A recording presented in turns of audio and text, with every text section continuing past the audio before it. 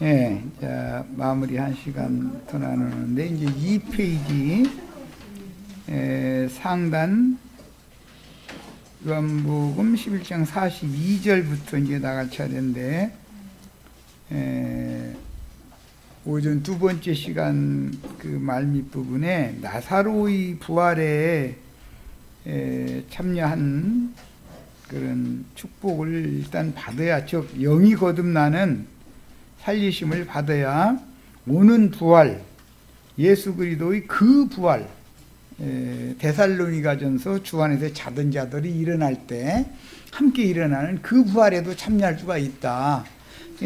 나사로의 부활에 참여하지 못하면 예수 그리스도의 그 부활에 참여할 수 없는 거다 말이에요. 이게 왜 성경에 나사로의 부활을 앞에다 해놓고 예수님의 부활은 뒤에다 해놓는지 그런 이치를 알아야 된단 말이에요. 성경이라는 게 괜히 기록되는 것은 없어요. 성경이라는 것은 쓸데없는 걸 기록하는 일은 절대 없으니까. 영이 거듭나지 않은 사람은 몸의 부활에, 즉 영의 몸으로 부활돼서 영광의 세계를 상속받는 그 부활에 참여할 수 없다. 이거에 대해서 기본 인식이 다 새로워지셔야 되겠어요.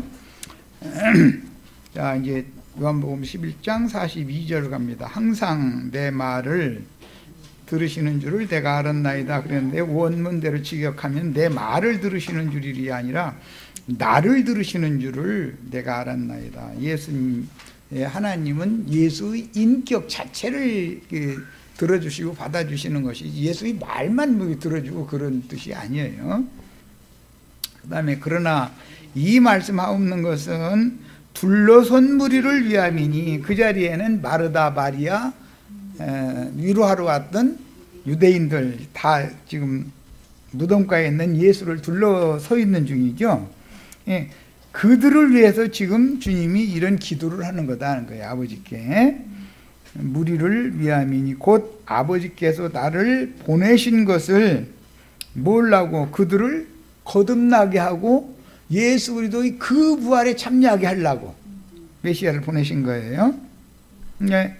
우선은 지금 나사로의 부활을 둘러선 자들이 자신의 부활로 믿음으로 받아서 취하지 않으면 그리스도의 그 부활에 참여할 수 없는 거예요. 주님이 지금 기도하시는 이 내용의 의미를, 기도의 의미를 잘 새겨서 읽으셔야 되겠어요. 둘러선 무리를 위함이다. 나사로를 위한 것이 아니죠. 죽은 자를 살리심을 받은 나사로를 위한 것이라고 생각하잖아요. 그런데 나사로를 살려놓은 것은 지금 둘러선 무리를 그 부활이요, 그 생명이신 메시아가 바로 예수다라는 것을 믿어지게 하려고 이런 표적을 지금 보이는 거단 말이야. 오늘 나사로가 부활된 그 표적이, 2000년 전의 표적이 오늘 나의 부활이 되어야 된다 그 말이에요. 이제 우리식으로 표현하자면 그들로 믿게 하려 함이니이다. 제일 중요한 말이에요.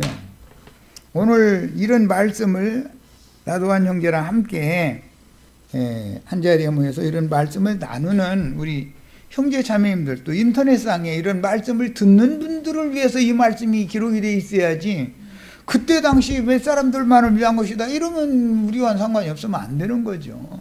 이게 나사로의 부활이 내 부활이고 예수의 부활이 내 부활이고, 부활이 두 단계로 이루어진다 그 말이에요. 구속이라는 건 영이 지난 죄들을 사면받는 구속, 영이 거듭나는 구속이 있고, 그 다음에 몸의 구속을 받는 구속이 또 온다 그 말이에요. 쉽게 표현하자면 문쟁이 충분히 아셨죠? 부활은 두 단계로 있는 거예요.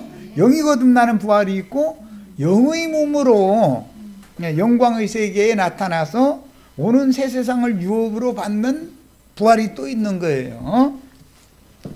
자, 죽은 자를 무덤에서 불러내어 살리심으로 하나님의 영광을 보임으로 마르다와 마리아와 둘러선 무리에게 예수는 그 선지자인 메시아임을 믿게 하려는 말씀 선포와 기도로 나사로를 무덤에서 불러내신 것은 표적인 것이다. 이것은 예수의 부활도 표적이죠. 앞으로 우리 거듭난 우리 형제 자매님들이 바울 사도처럼 그 부활에 참여하는 것을 우리가 지금 사모하고 기다리는 중이죠. 우리는 나사로의 부활은 데는 다 참여가 돼 있어야 되는 거예요. 아직까지 없었으면 오늘 말씀을 통해서 부활에 다 참여하셔야 되는 거예요. 그래야 오는 부활을 기다릴 수가 있어요. 자, 43절입니다. 이 말씀을 하시고 큰 소리로 나사로야 나오라 부르시니, 이 말씀은 나사로야 나오라가 아니라 김정수가 나와라 이렇게 해야 맞죠? 내가 나이가 몇인데 김정수가 나와라 그러냐고. 예수님이 부를 때 그렇게 부르신다 그 말이야. 예수님이 내 이름 안 불러주시면 소용없죠. 네. 자, 그 다음에 죽은 자가 수족을 배로 동인 채로 나오는데, 이게 참 첫 시간에 내가 강조해서 말씀드렸어요. 죽은 자가 수족이 배로 동여져 가지고 꼭 몸에다가 이렇게 원살살딱 못하게 그냥 배로 동여서 묶어놨는데 그대로 나온다고 하면 군뱅이처럼 둥그러 나왔을 것 같아요. 날아서 나왔을 것, 어떻게 나왔을 것 같아요? 한번 생각해 봐야죠. 우리가 지금 거듭난 사람들은 아직도 얼마든지 묶여 있을 수 있죠. 뭐에? 죄와 사망의 법에 묶여 있는 거예요. 그러면 생명의 성령의 법으로 풀어서 해방시켜야죠.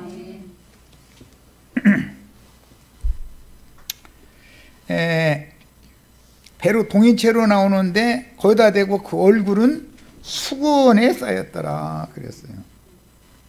이 셈족, 그 수메르족들은 유대인의 장례법이라고 그러는데 반드시 입관하기 전까지는 얼굴을, 시체를 내놓고 있죠. 그러다가 입관을 할 때가 되면은 맨 마지막에 수건을, 얼굴을 갖다 수건으로 덮어요.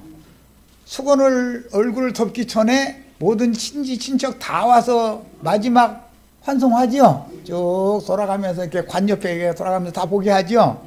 그리고 나서 더 이상 손님이 없으면 망치 오고 보도고 딱 들고서는 관뚜껑 딱 놓고서는 쾅쾅쾅쾅 하죠.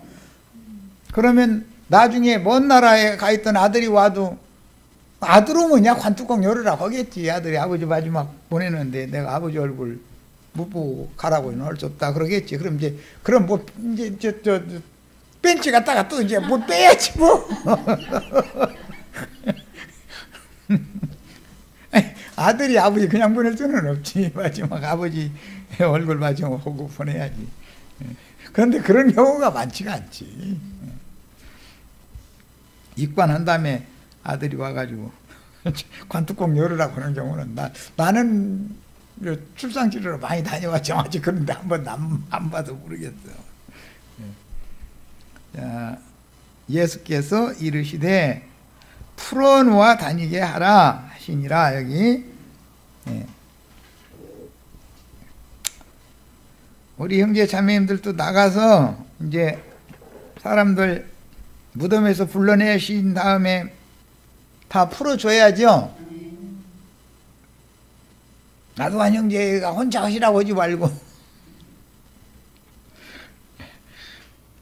다 죄와 사망의 법에 매여서 죽은 시체로 무덤에 누워있던, 어둠의 소소에 누워있던 자들은 빛 가운데로 나오고 구원을 얻었으면 생명의 성령의 법에 의해서 자유자가 다 되셔야 되는 거예요. 이렇게 묶여 있으면 안 되죠. 어둠에 묶여 있으면 안 되지. 빛 가운데서 활발하게 다닐 수 있는 자유자들이 다 되는, 이것이 구원이에요.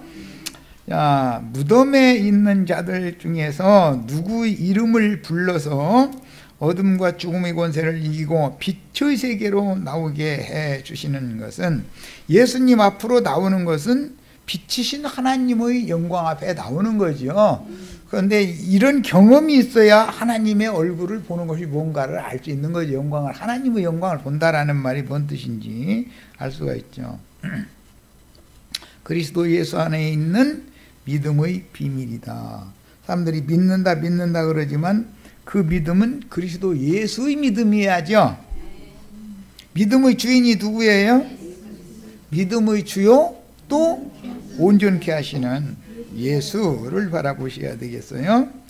자, 죽은 영을 살려서 소생시켜 다시 창조하시는 메시아만의 능력과 권세. 이건 어떤 사람이 이걸 할 수 없죠. 죽은 자를 살리는 권세는 메시아이신 예수님만의 권세다. 그 그리스도의 말씀은 영과 생명의 말씀이다. 주님의 말씀으로 살아나는 것이죠. 손과 발을 결박당한 채로 어둠과 죽음의 세계를 박차고 무덤 밖에 계신 생명의 빛이신 예수 그리스도께로 나온다는 말씀은 물질에 속한 나사로가 육의 몸으로 부활하는 것이 아니고 진리의 말씀이 믿어진 사람의 죽었던 영이 다시 창조된 것이니 영이 거듭나는 영의 일에 대한 표적인 것이다. 우리는 거듭났지만 아직도 육신을 입고 있죠. 이게 송장 지금 걸어 다니는 거죠. 시체가 먹는 밥 먹었죠. 시체가 먹는 밥 먹고 나서 산 사람이 먹는 밥 지금 새로 먹기 시작하는 거예요. 이해되셨어요? 송장도 밥 먹고 있으니까 산 줄 알고 있는데 하나님의 눈으로 볼 때는 다 죽은 자들이죠. 그런데 영이 살아났지만 아직 죽은 몸, 앞으로 죽을 몸은 아직 완전히 살아나지 않았지. 이건 어차피 이거 벗어버리는 날이 와야죠. 그동안에 속사람이, 거듭난 속사람이 위로부터 오는 젖으로 빛으로 옷을, 새 몸을 입어서 완전히 빛의 세계로 나타날 때는 속사람이 완성되고 나면 껍데기를 깨고 나와야 되는 거예요. 이제 그것은 예수 그리스도의 그 부활이에요. 거기에 참여하는 거예요. 바울 사도가 내가 그리스도의 그 부활에 참여하기를 바란다 그랬는데 나사로의 부활에 참여하지 모든 사람이 아니죠. 바울이라는 사람은 나사로의 부활에 이미 참여했지만 그리스도의 그 부활에 또 참여를 해야 되니까 그걸 기다려야 되는 거죠.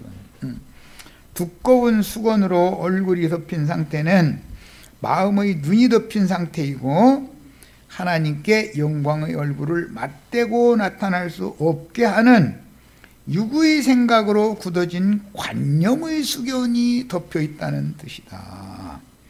거듭난 것이 다가 아니에요. 거듭났을지라도 여전히 육신을 입고 있는 동안은 소경일 수도 있고 죄와 사망의 법에 여전히 묶여 있을 수가 있죠. 거듭나는 것이 완전한 구원이 아니에요. 구원의 시작일 뿐이지. 거듭나는 것은.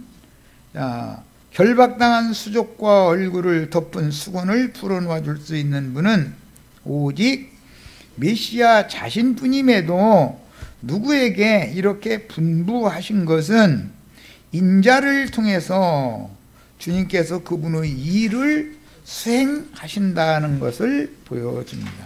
그러니까 예수님이 하셔야 되는 일임에도 그분의 일에, 하나님의 일에 동역자가 필요하다라는 걸 알 수 있죠.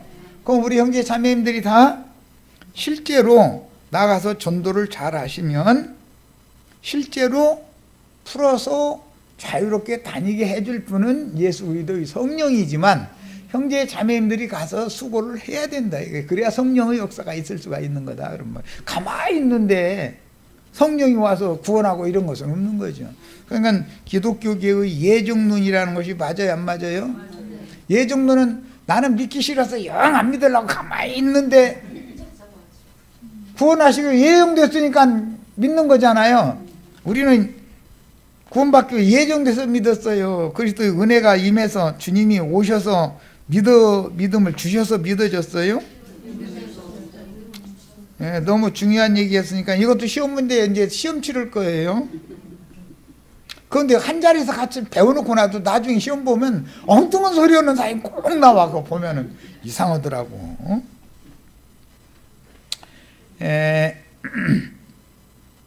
주님의 새 일에는 반드시 그분의 성령의 감동을 받아 영적 계시들을 이상으로 깨달은 종들이 필요하다. 그래서 바울 사도가 뒤에 말할 때 우리는 하나님의 동역자들이다 이렇게 말했죠. 하나님의 일에 동역을 하는 거예요. 하나님의 일은 죽은 자를 살리시고 없는 것을 있는 것 같이 불러서 있게 하시는 새 창조 일을 하시는 건데, 그 일에는 하나님을 도와서 하나님의 일을 해야 되는 종들이 필요한 거예요. 자, 그들은 대언의 영들이요 증인들로서 충성을 다해서 사역을 하게 마련이므로 하나님의 영광을 도적질하지 못한다. 참 중요한 얘기를 얘기해 놨어요. 자기가 왕노릇 하고자 하는 자들은, 성도들이, 신자들이 하나님께 돌리는 영광을 누가 다 받아요? 그러니까 예수님이 왕이 아니라 지가 왕이죠. 이런 사람들은 악한 자의 아들들이다 이거예요. 이게 적그리스도들이라고 그래요. 그러나 주님은 인간에게 당신의 영광을 빼앗겨요, 안 빼앗겨요? 하나님의 영광을 사람이 빼앗는다는 그건 가당치도 않은 생각이죠, 벌써. 주님께서 나사로의 무덤에 둘러선 무리에게 주신 믿음의 말씀은 곧 구원의 말씀입니다. 지금 둘러선 무리를 위하여 믿음의 말씀을 선포하시느라고 나사로야 나오라 그랬지만, 그 말씀이 사실은 둘러선 자들을 위함이라고 그랬죠. 나사로를 위한 게 아니었어요. 나사로를 불러낸 건 하나의 표적이지, 나를 불러내신 얘기단 말이에요. 사실은 이해되셨죠? 부활이요 생명이신 주님의 말씀을 영으로 받아들여 마음에 믿으면 그 믿음대로 이루어지되, 나사로에게 이루신 역사적인 사실이, 이것은 표적이기 때문에 시공을 초월해서 믿는 이들 각자에게 응하기 때문에 마지막 날 부활 때가 아닌 지금 믿으면 지금 당장 그대로 이루어지는 거다. 마르다 보고 믿으면 하나님의 영광을 보리라 그랬지 않느냐. 두 번 그 말씀하신 것은 마지막 날 부활 때는 우리 오라비가 살아날 줄을 믿나이다, 이 생각을 갖고 있으니까 그 생각을 바꿔놔야 되니까 그런 거잖아요. 지금 믿으면 지금 마르다가 무덤에서 나오는 거예요. 지금 믿으면 둘러선 무리가 나오는 거예요. 나사로는 표적의 사람일 뿐이지 대표성을 갖는 사람이지, 나사로라는 그때 당시 한 사람은 이처럼 많은 사람을 대표하는 표적의 인물이었다라는 말이에요. 자, 로마서 10장 8절 인용고 있습니다. 그러면 무엇을 말하느냐? 말씀이 네게 가까워 입에 있으며 네 마음에 있다 하였으니 우리가 전파하는 믿음의 말씀이라. 예수님이 전파하신 믿음의 말씀이라고 하지 않고 사도들이 우리가 전하는 믿음의 말씀이다. 그러니까 이 종들이 실제는 구원을 하시는 것은 주님의 말씀이 구원을 하는 것이지 바울의 말이 구원하는 것은 아니죠. 그건 바울은 바울의 말을 하는 게 아니라 예수의 성령의 감동을 받아서 대언을 하는 것이죠. 성령의 말씀으로. 디모데전서 4장 6절. 그런데 자기가 왕노릇 하는 자들은 하나님의 말씀을 도둑질해 가지고 제 것으로 말한다 그랬죠. 요한복음 이미 앞에 적그리스도들이 하는 일은 뭐예요? 주님의 말씀 도둑질해 가지고 제 것인 것처럼 얘기하죠. 자기가 뭐 된 것처럼, 자기가 막 자기만 특별한 거 깨달은 것처럼 이래서 한다 이거예요. 그렇게 깨달음을 주신 분의 것이지 어떤 사람의 것일 수는 없잖아요. 그렇죠? 나도간 형제가 이런 걸 가르치는 것은, 나도간 형제가 머리가 좋아서 이렇게 하는 게 아니잖아요. 머리 좋다고 해서 성경 깨닫는 게 아니에요. 주의 성령의 감동이 있어야 되는 것이고, 성령께서 계시해 주신 바를 나는 다만 그리스도의 말씀을 대언을 하는 입장이지 내가 그 말씀 자체는 아니잖아요. 자, 디모데전서 4장 6절. 이것으로 형제를 깨우치면 그리스도 예수의 좋은 일꾼이 되어 믿음의 말씀과 네가 따르는 좋은 교훈으로 양육을 받으리라 그랬어요. 구원의 말씀 얘기가 나왔고 믿음의 말씀 얘기가 나왔어요. 사도행전 13장 26절에 형제들아 아브라함의 후손과 너희 중 하나님을 경외하는 사람들아 이 구원의 말씀을 우리에게 보내셨거늘. 그 구원의 말씀은 예수 그리스도의 말씀이죠.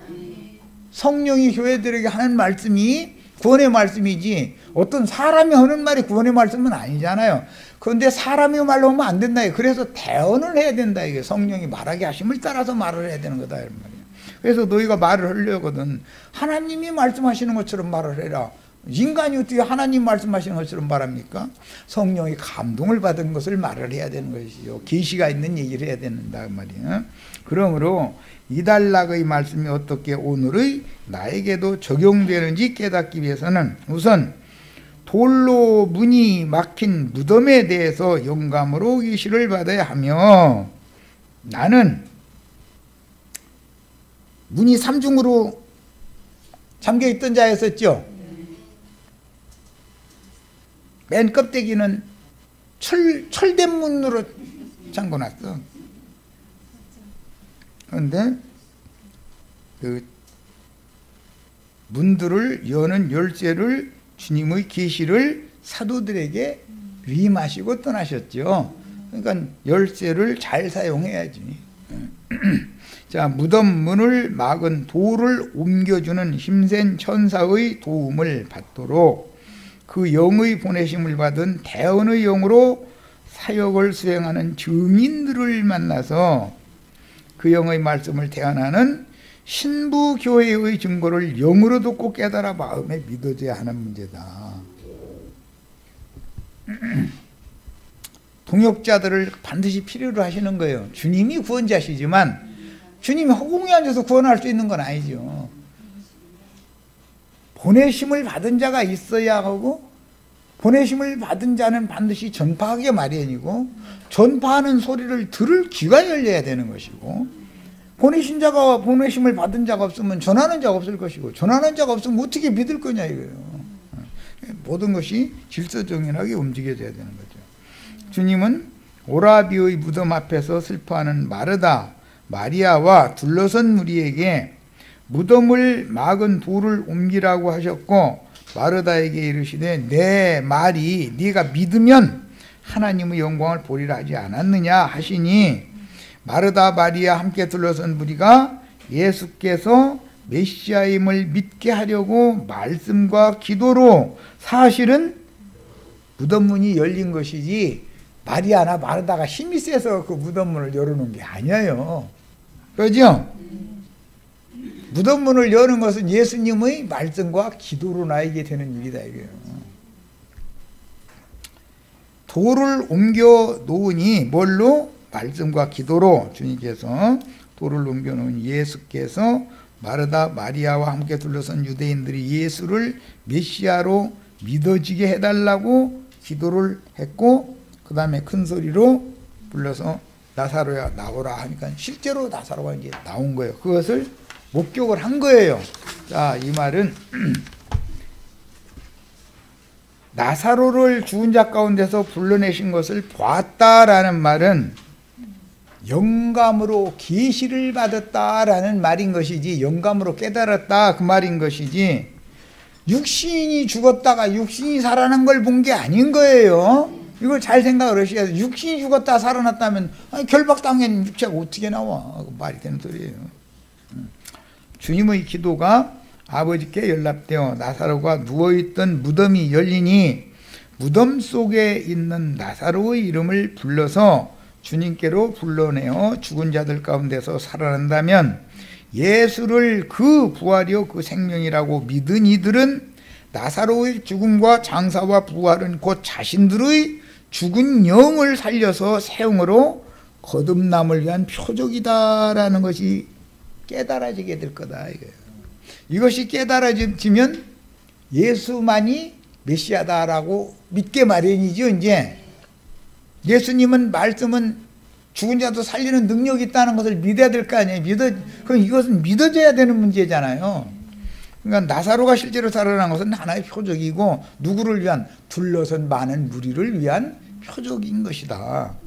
주님은 나사로를 죽은 자들 가운데서 살려주신 사실을 목격한 마르다, 마리아와 둘러선 유대인들의 믿음을 통해서 그들의 영도 죽은 자들 가운데서 다시 살아나게 하여 다시 살아난 자들을 예수로 말미암아 하나님의 영광에 이르게 하여 저들이 하나님의 영광을 보게 하려고 그들에게 믿음을 강조하셨는데, 메시아가 아니면 그 누구도 행할 수 없는 표적을 이렇게 보이신 것은 그들로 예수를 메시아로 믿게 하려 하는 것이다.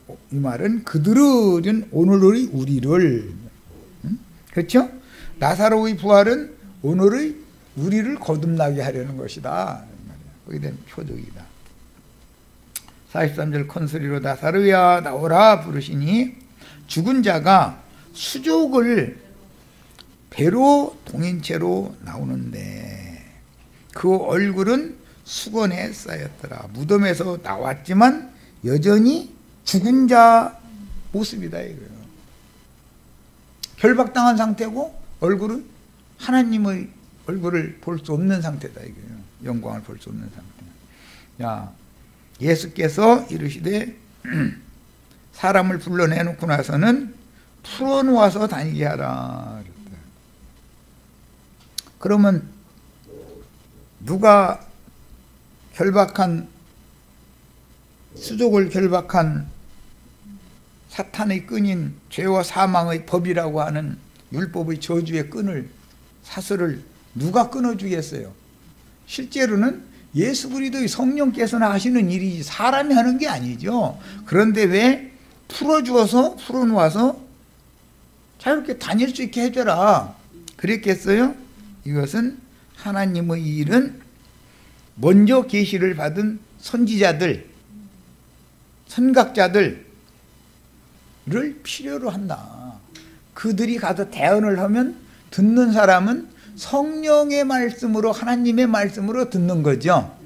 그러면 이 일을 실제로 하는 것은 성령께서 하시는 거예요. 전하는 건 사람이 하는 것이고, 그런데 그러니까 사람의 말을 하면 안 되는 거죠. 주의 말씀을 전해야지. 동서고금의 그 어떤 선지자도 죽어서 장사되어 썩는 냄새가 나는 사람을 무덤에서 불러내 살렸다는 사람이 없었으나 예수는 무덤 속에 장사되어 썩는 냄새가 나던 나사로를 마치 살아있으나 잠시 잠들었던 사람을 부르듯이 불러서 깨워 일어나 무덤 밖으로 나오게 하여 자신의 예언을 이뤘습니다. 요한복음 5장 24절로 29절 지난번 자료에 해드렸었죠. 무덤에 있는 자들이 하나님의 아들의 음성을 들을 때가 오나니 곧 있더라. 듣는 자는 살아나리라. 그 예언을 이미 했었죠. 지금 오늘은 그 예언이 이루어지고 있는 날이죠. 나사로가 그 선지자인 예수 그리스도께서 부르시는 소리를 무덤에서 듣고 무덤 밖으로 나왔을 때 죽은 나사로는 수족을 결박당한 채로 나왔고 두건으로 얼굴을 덮은 채로 참 빛이신 예수 그리스도께로 나왔으므로 둘러선 무리는 무덤에서 살아나온 나사로를 보았으니, 나사로를 본다는 것은 영이 거듭나는 것에 대해서 계시로 깨닫는다, 지금 그 말인 거예요. 나사로는 표적이에요. 내가 살아나는 것에 대한 표적인 거예요. 나사로의 부활은 부활절날 지키라는 것이 아니에요. 내가 살아나는 것에 대한 표적이에요. 육신의 일이 아니고 성령의 감동을 받은 사람들의 영의 눈으로나 볼 수 있는 표적이다. 영의 눈으로 볼 수 있는 건 계시를 받는다 그러죠. 계시로나 이건 알 수 있는 문제다.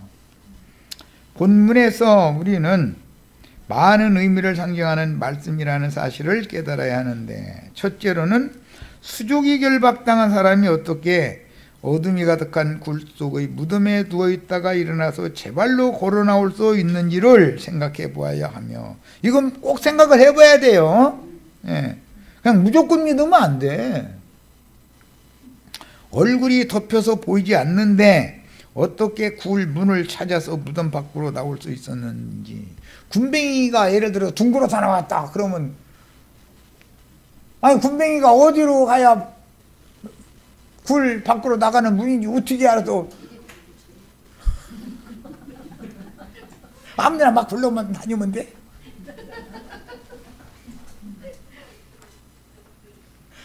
근데 지금 오늘 들어보니까 지금까지 우리 믿음이 너무 좋았죠.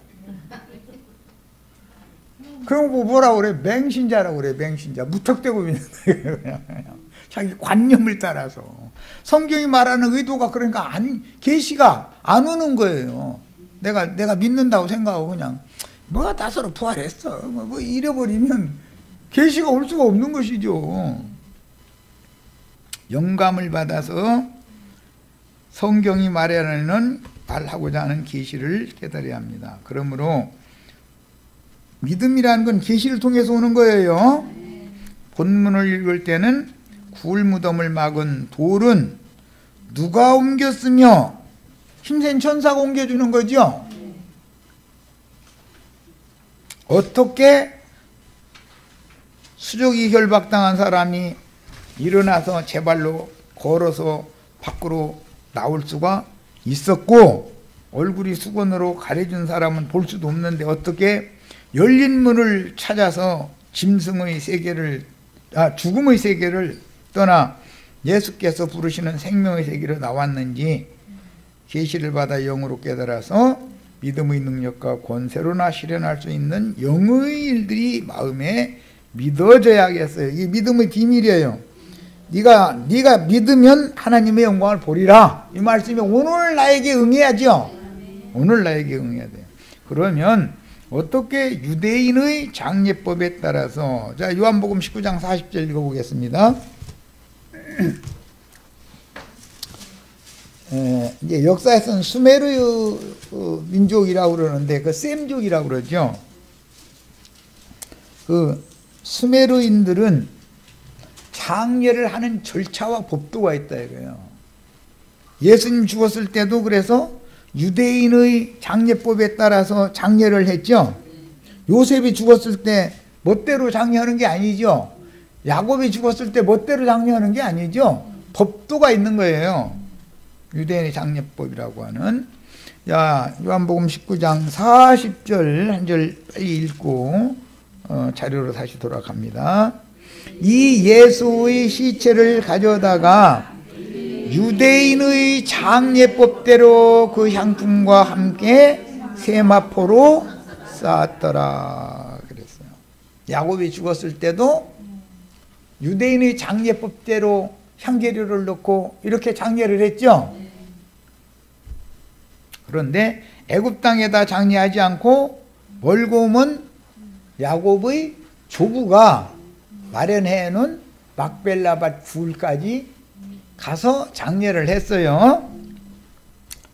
자, 그러면 어떻게 유대인의 장례법에 따라 세마포로 지은 수의가 뭔지 아시죠?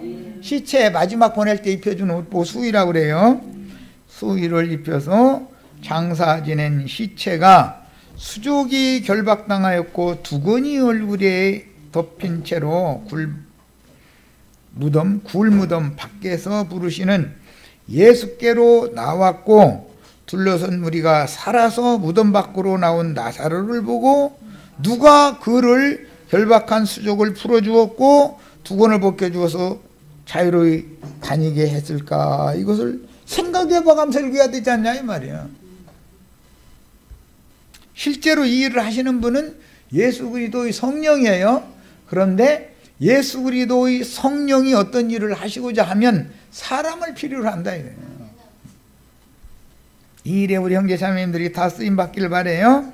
이런 모든 말씀은 인간 나라의 언어가 아니다. 인간 나라의 언어, 나사로가 부활했어, 이런 사람 말로 생각해서 함부로 성경 읽어버리면 안 된다 이거예요. 그건 진리를 따라서 계시될 믿음으로 믿는 믿음이 아니고 그냥 맹신하는 거야. 무턱대고 믿는 거야.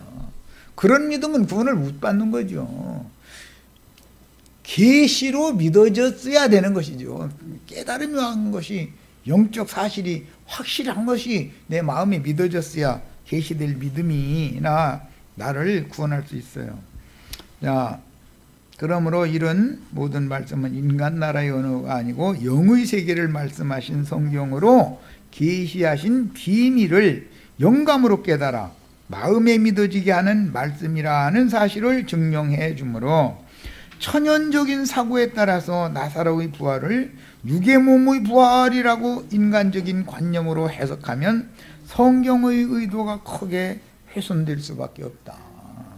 오늘까지 우리 형제 자매님들 성경의 뜻과는 아무 상관없는 사람의 믿음, 귀신의 믿음으로 잘 믿는 줄 알았죠.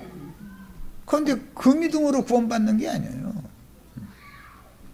그리스도 예수로 말미암아 난 믿음이래야 구원을 얻는 거예요. 예수의 부활 때는 힘센 천사가 인봉된 큰 돌문을 열었으나, 그랬죠? 바위 무덤 속에 예수의 수의와 두건을 벗어서 개켜놓고 빛으로 나타나셨는데, 빛의 천사로 나타나셨죠?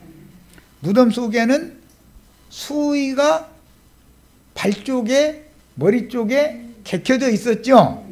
그런데 나사로는 수의를 벗지 않고 그대로 그냥 둘러쓴 채로 나왔다 이거예요. 그러니까 주님이 보실 때 우리는 거듭났다 하지만 하나님이 보실 때는 송장에다가 송장 옷 입혀놓은 거 입고 이러고 다니면서 지 잘났다고 이러고 있는 거죠 지금. 내 말 잘 이해감 들으셔야 돼. 우리 자매님들 기분 나쁠지 몰라도 내 화장품 비싼 거 사서 발랐는데 무슨 놈의 송장에다가 옷 입혀놨다고 그러냐고 이러시지 말고 잘 생각해가면서 들으셔야 돼. 성경이 말하는 의도를 훼손하면 안 돼요.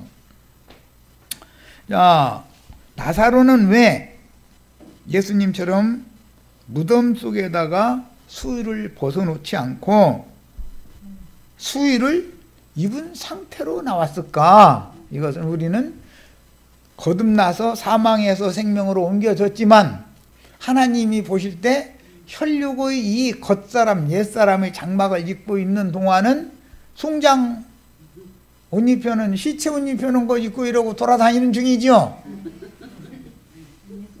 네. 그래가지고 여전히 그래도 그렇지 율법을 지켜야 사람이 선한 사람 되고 옳은 사람 돼야지 이 죄와 사망의 법을 그 결박에서 벗어나려고 않죠.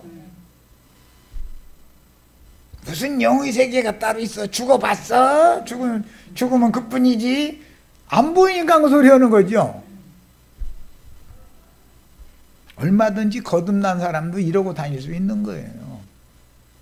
요한복음 12장 1절로 2절에는 베다니 마을의 문둥이 시몬과 마르다의 가정집에서, 마르다의 남편이 베다니 문둥이 시몬이에요.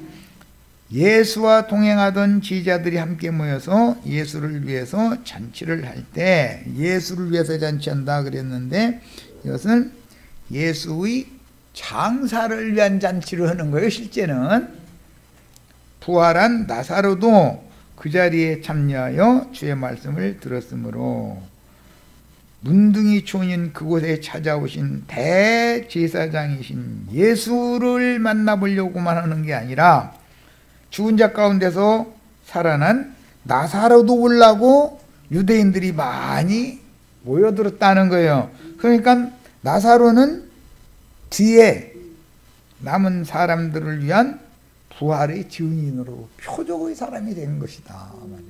나사로의 부활은 사실은 오늘을 살고 있는 나의 부활을 위한 표적이죠. 나의 부활은 뭐예요? 영이 거듭나는 걸 말한 거예요. 거듭난 사람 여전히 육신의 이 뇌고치로 말하자면은 껍데기 뒤집어 쓰고 있죠. 이것이 뭐예요? 송장 옷 입혀놓은 거죠. 수의 옷 입고 다니는 중이에요. 예. 화장품 아무리 이쁘게 바르고 뭐라고 그러나 나갈 때 뿌리는 거 뭐라고 향수 냄새 풍산해도 하나님이 보실 때는 수의 옷 입고 썩은 냄새 나는, 나는 화장품 바르면 썩은 냄새 안 날 것 같아요? 이렇게 하면 자매님들 아이 정말 당장님 말씀대로 성질 나못 살겠어 이러시지 말고 성질 내실 거 없어요. 주님의 눈으로 볼 때는 향수 뿌리고 뭐 분 바르고 다 해도 물론 그렇게 하지 말라는 게 아니야. 하세요. 열심히 하시되 예. 하나님의 눈으로 볼 때는 여전히 수의를 입은 시체가 다니는 거예요. 그런데 속사람 영만 살아나 있는 거예요. 그러려면 교회 생활을 통해서 수족 결박한 거 풀어주는 종을 만나야죠. 수건 덮어 쓴 거 벗겨주는 종 만나야죠. 그래서 교회 생활이 필요한 거예요. 교회 생활이라는 건 그래서 필요한 거예요. 영이 거듭났어도 속사람 그 혼은 여전히 육신에 있는 사람이기 때문에 볼 때 수의를 입은 시체가 수족이 결박당하고 얼굴을 가린 채로 무덤 밖으로 나왔다고 비유를 해놨다. 그러니까 이것은 오늘날 기독교계에서 말하는 그런 부활 얘기가 아닌 거죠. 말씀을 맡은 종들인 신부 교회를 통해서 선포되는 말씀을 그 영의 말씀으로 듣는 부활의 증인들인지, 누구의 말을 들을 때는, 누구의 가르침을 받을 때는, 특히 영의 일에 대해서 가르침을 받을 때는 다 영을 분별해 가면서 들을 필요가 있는 거예요. 아무 말이나 무턱대고 믿습니다 이렇게 해서 되는 게 아니죠. 부활은 영이 죽은 사람의 영적 부활인 거듭남과 혼의 구원을 이루는 과정, 이건 교회 생활을 말하는 거예요. 혼의 구원을 이루는 건 결박된 거, 덮인 거 다 풀어놔서 자유자가 되게 해주는 이 교회 생활을 하는 목적이죠. 우리 오늘 많이 깜깜하던 것, 얼굴 가리고 있던 것 다 많이 벗어졌어요? 예. 네. 시체 없나 딸짝무더기에 묶어놓은 거 해방 받았어요? 나중에 시험 문제 내면 또 딴소리 하시면 안 돼. 죄와 상관없이 신령체로 영광 중에 나타나는 몸의 구속을 받아서 하나님의 후사인 아들들이 되는 그 부활, 예수 그리스도의 그 부활, 바울 사도가 그렇게 그 부활에 참여하기를 원했죠. 빌립보서 3장 10절 11절. 네. 그런데 나사로의 부활을 영적으로 믿음으로 말미암아 그 부활에 내가 참여하지 못한 사람은 예수 그리스도의 그 부활에 참여할 수 있어요, 없어요? 없어요. 부활은 반드시 두 단계로 이루어지는 거예요. 영이 먼저 살리심을 받고 죽을 몸이 또 살리심을 받아야죠. 항상 그런 거예요. 그래서 구속받은 사람들에게 너희가 구속의 날까지 인치심을 받았느니라, 이렇게 말한 거예요. 이미 구속받았는데 구속의 날이 또 있다는 거잖아요. 뒤에 오는 구속의 날이라는 것은 영의 몸으로 구속받는 걸 말하는 거예요. 자, 그 당시 나사로는 영이 살리심을 받은 부활을 한 것이지, 몸이 구속을 받아 영의 몸인 빛으로 있고 두 번째로 죄와 상관없이 무덤 밖으로 나온 것이 아니므로 앞으로도 주님의 말씀을 함께 듣고, 그래서 12장에 가면 베다니 문둥이 집에서 잔치할 때 나사로가 주님 발 앞에서 말씀을 들은 얘기가 나오는 거예요. 자, 요한복음 12장 1절 2절 읽고 시간이 다 돼서 이제 마칠 겁니다. 문맥의 흐름을 이제 11장을 마쳐야 되기 때문에 12장으로 넘어가야 되기 때문에 문맥의 흐름에 대해서 연결을 지금 놓으려고 그러는 거예요. 다리를. 6월절 엿새 전에 예수께서 베다니에 이르시니, 이곳은 예수께서 죽은 자 가운데서 살리신 나사로가 있는 곳이라. 거기서 예수를 위하여 잔치할세 마르다는 일을 하고 나사로는 예수와 함께 앉은 자 중에 있더라 그랬어요.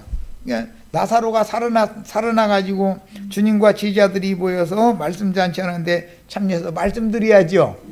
자, 무덤에서 나온 것이 다가 아니죠. 무덤에서 나온 나사로는 주님과 주님의 제자들의 모임에 참여해서 주님의 말씀을 들어야 돼요. 그것은 영이 거듭났어도 혼의 구원을 이루는 과정으로 들어간 다음에 예수 그리스도의 부활 때 그 부활에 참여를 해야 되는 구원은 반드시 3단계로 이루어진다. 애굽에서 나와도 광야를 거쳐서 가나안 땅에 들어가야 되는 거예요. 육의 세상, 육의 몸에서 혼적인 사람으로 기독교인 생활을 하다가 영적인 사람이 되는 과정을 거쳐야죠. 오늘 우리는 영의를 추구하는 사람들이지 혼적인 사람들이 돼서도 안 되잖아요. 그런데 얼굴빛이 환하고 행복해하는 것은 영적인 사람이에요, 혼적인 사람이에요? 예수 믿고 축복받으라고 나팔을 누가 더 잘 불어요? 우리 형제 자매님들은 혼적인 사람들 당하들 못해. 그런데 혼적인 사람들은 광야에서 나 엎드러져 죽을 사람들이지 가나안 땅 하나님의 성전의 지성소에까지, 저기 세 번째 저수 지성소지요. 마당, 성소, 지성소, 거기까지 들어가서 하나님의 영광 앞에 이른 자가 아니다 이거예요. 이것을 잘 알아야 돼. 광야, 예수 죽으라고 믿고 광야에서 엎드러져 죽을 거예요? 기왕 믿었으면 가나안 땅 하나님의 성전 안에 들어가는 위치까지 다 들어가셔야죠. 자, 지옥도 세 칸. 맨 껍데기 지옥문은 뭔 문? 철문. 철문이에요. 쇠문이에요. 아주 그냥 두꺼운 철문. 그 다음에 가운데 칸에 문이 있고 안쪽에 문이 또 한 칸이 있어요. 성전도 바깥 문이 있고 성소의 문이 있고 지성소의 문이 있죠. 사람도 누구의 몸이 있고 마음의 혼의 생각이 있고 마지막에 영의 생각이 있어요. 항상 성경은 3단계를 다룬다. 천국도 셋째 하늘이라고 하니까 사람들이 삼층천 하면은 지구 밖에 대기권 밖에 어디 이런 소리 했었죠. 글쎄 대기권 밖에는 난 안 가봐서 뭐 그 사람들 말이 맞는지 어쩐지 난 모르지만 나는 믿기를 셋째 하늘이라는 것은 예수님의 영이요 그게 참 하늘이다 이거예요. 그게 예수님의 영이요. 둘째 하늘은 예수님의 마음이에요. 맨 땅과 맞닿아 있는 첫 번째 하늘은 예수님의 몸이다 이거예요. 우리가 지금 그리스도의 몸인 교회 생활을 땅바닥에서 현재 하고 있죠. 그러나 우리의 영은 어디에 있어요? 하늘에, 셋째 하늘에 하나님의 영광 앞에 이미 이르러 있는 거예요. 자, 이런 것이 성경의 계시다. 무덤 밖으로 나온 나사로의 모양은 그 영과 연합된 믿는 이들의 모양인데 우리들이 지금 나사로의 모양이죠. 무덤 밖으로는 나왔는데 여전히 하나님의 사자들을 보내서 결박당한 거, 덮어 씌운 거 전부 벗겨줘야 되잖아요. 어디에 오면 그거 벗을 수 있어요? 교회 모임에서 말씀 들으면 벗어지죠? 뭐가 벗어져요? 관념이, 천연적인 옛사람의 사상이, 사고가 벗겨져야 된다 이거예요.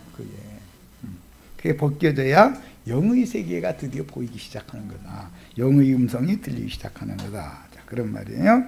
자, 그래서 옛사람과 그 행위라는 것은 수일을 걸친 혈육의 몸이요 결국은 죽어서 흙으로 돌아갈 몸이며 여전히 겉사람의 몸을 입고 이 생에서 교회 생활로 온전한 구원을 이루어야 하는 나사로는 거듭난 성도들의 모임에 참여한 모든 성도들을 대표하는 표적의 사람이었다. 영을 살려주시면 결국은 혼의 구원을 이루는 동안에 수의를 걸친 혈육의 몸은 후패되고 낡아져서 하나님의 영광을 반사하지 못하던 무궁한 수치와 부끄러움의 수건으로 감싼 얼굴은 하나님의 영광을 반영하는 얼굴인 영화로운 얼굴빛으로 변형되어 주님의 얼굴을 맞대고 볼 수 있게 되는데 이것이 몸의 구속인 양자됨인, 자, 큰 소리로 같이 읽습니다.